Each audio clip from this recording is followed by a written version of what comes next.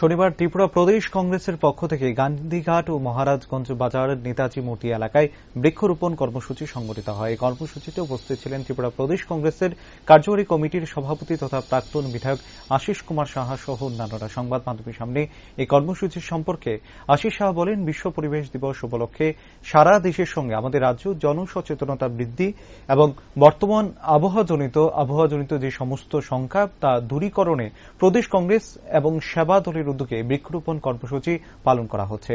আগামী দিন পরিবেশকে নিয়ে যে ভয়ঙ্কর অবস্থায় পড়তে হবে তার জন্য বৃক্ষরোপণ একটি গুরুত্বপূর্ণ কর্মসূচি। এবারের পরিবেশ দিবসের মূল ভাবনা হচ্ছে প্লাস্টিককে বর্জন করতে হবে। তিনি আরো বলেন, একদিন গাছ লাগালে পরিবেশকে রক্ষা করা যাবে না, ধারাবাহিকভাবে বৃক্ষরোপণ কর্মসূচি বাস্তবায়িত করতে হবে।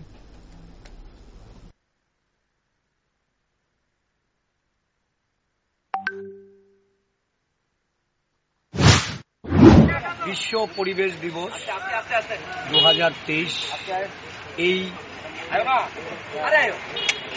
পরিবেশ দিবসে সারা দেশের সঙ্গে আমাদের রাজ্যেও জনসচেতনতা বৃদ্ধি এবং বর্তমান পরিবেশবিদদের আবহাওয়াজনিত যে সমস্ত শঙ্কা এইগুলি দূরীকরণে যে পদক্ষেপ সারা দেশ জুড়ে আমাদের রাজ্যেও এই কর্মসূচির মাধ্যমে দিনটি পালন করা হচ্ছে।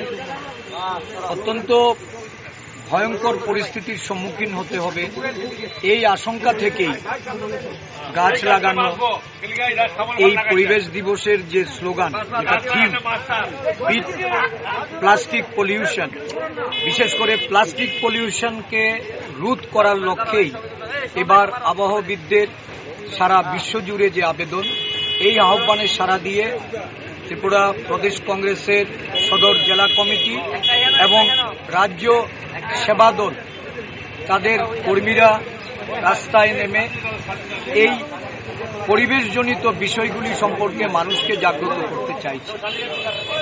একদিন শুধু গাছ লাগালাম, কিন্তু এই পদক্ষেপটা যদি সারা বৎসর বা ভবিষ্যৎ কর্মসূচিতেও আমরা অন্তর্ভুক্ত করতে না পারি, তাহলে আমাদের পরবর্তী প্রজন্ম আবহাওয়াজনিত যে সমস্ত আশঙ্কা বা আবহাওয়াবিদদের যে বাণী, ভবিষ্যৎবাণী, এর সম্মুখীন